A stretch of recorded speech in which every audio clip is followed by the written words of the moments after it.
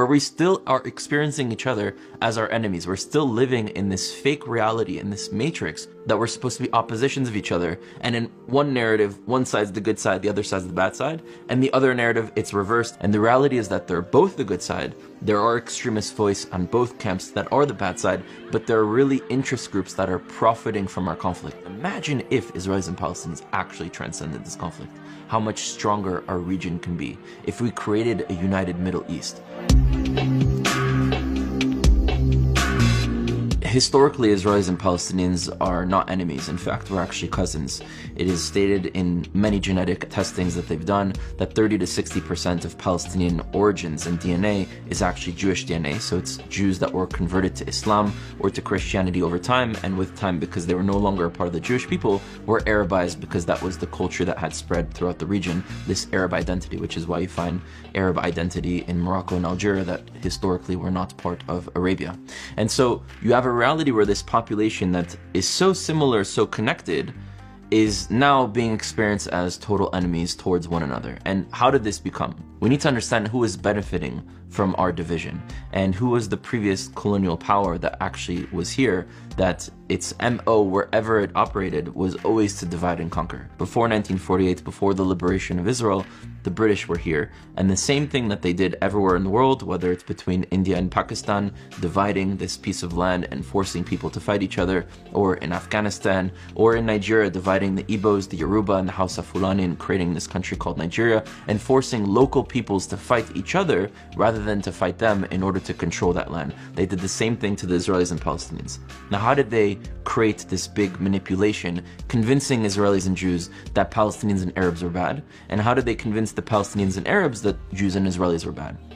Well, the first thing that they did is something called the Balfour Declaration. And what's interesting is that many Palestinians constantly source the Balfour Declaration as a proof that we're illegitimate, whereas many Jews source the Balfour Declaration as some sort of like right, that we have a right to be able to live in this land because the British had given us this land. However, if you look at history, the reason the British left this land is due to Jewish terrorism. It's written in official British records that the reason they left is because the Jews made them leave and made them realize that they could no longer stay here, and after so much terrorism to its military, eventually the British left. So what did the British do really with the Balfour Declaration? Because the Balfour Declaration was written in 1917. And what is it? It's a document, a one-page document with one paragraph that says, we have the intention that in this land we are to create a Jewish state. It was actually a letter written to Lord Balfour saying the intentions of the official British government. But hold up, the British didn't own the land or have access to the land or occupy the land in 1917. It was under the Ottoman Empire. So what are you stating that you have the intention to give this piece of land to the Jews that you don't even own? That's a little bit strange. And let's fast forward a few decades later, during the Holocaust, right? Let's say in the 30s and in the 40s in Europe, where anti-Semitism was rising and the Jewish people were being hunted by the Nazis, you would assume that if the British had the true intention of allowing to create a Jewish state in this land, fast forward to now a reality where they're actually controlling this land during that time, and they also have a common enemy. The enemy of the Jewish people was the Nazis, the Germans, and the enemy of the British was the Nazis and Germans. Wouldn't it make sense that if the British truly wanted to create a Jewish state, that they would do it dafka in the moment where they have a common enemy?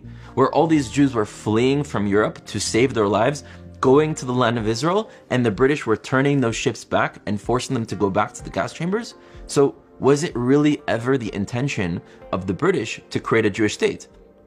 And what we see in the actions of the British, even when Jews started coming back to the land of Israel, even after the Holocaust, you can look up the white papers where they were preventing Jewish immigration into the land. So if you break down all the actions of the British, besides just this one piece of paragraph paper, you would realize that the British did everything but to allow the creation of a state. So then the question becomes, why did they create the Balfour Declaration? Why did they even talk about that they wanted to create a Jewish state if in their actions and practice it shows the exact opposite?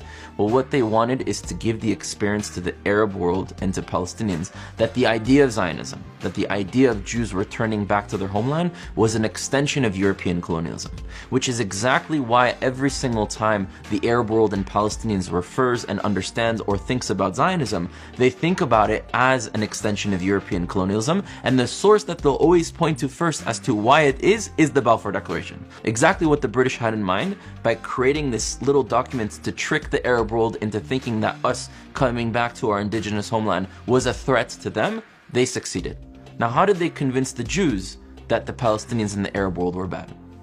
Well, the British appointed a person to be the Grand Mufti of Jerusalem, to be the leader of the Palestinians. His name is Haj Amin al-Husseini. And Haj Amin al-Husseini was a vehement anti-Semite, met several times with Hitler. There's many pictures online of him meeting Hitler, and he even told Hitler, when you're finished with the Jews here, come to the Middle East to get rid of the Jews. Now, why would the British, that are supposed to be against the Nazis, that are supposed to be for the Jews, appoint an individual that is so anti the Jewish people if they wanted to find a way for people to get along? And this person didn't represent all the Palestinians. He was appointed as the leader of the Palestinians by the British, not elected, not chosen by the Palestinians. So why would the British intentionally appoint this individual to be the leader and the voice of the Palestinians? Well, simple. To give the experience of the Jews and the Israelis of what Palestinians and Arabs really wanted was our destruction and our murder. And this is exactly how they succeeded, to convince us that we're each other's enemy, that achieving any aspiration from the other side was a direct removal of the aspiration of us. And because of that, we fell for the trap. We fought each other. We did exactly what all other nations under British colonialism did. And because of that, we had 1948, 1967, 1973, leading all the way up to the conflict that we have today, where we still are experiencing each other as our enemies. We're still living in this fake reality, in this matrix, that we're supposed to be oppositions of each other. And in one narrative, one side's the good side, the other side's the bad side. And the other narrative, it's reversed, and they're the good side and they're the bad side. And the reality is that they're both the good side. There are extremist voice on both camps that are the bad side, but there are really interest groups that are profiting from our conflict. For them to keep fighting, imagine if Israelis and Palestinians actually transcended this conflict. How much stronger our region can be if we created a united Middle East. How much of a threat that would impose to the rest of the world that is profiting from us fighting each other, that is selling weapons to both sides, that is making sure that we stay down rather than rise up. You have to ask yourself, who would benefit and who would not benefit from that reality? Obviously, Israelis, Palestinians living in this region would benefit from a reality of the Middle East united. Who wouldn't benefit?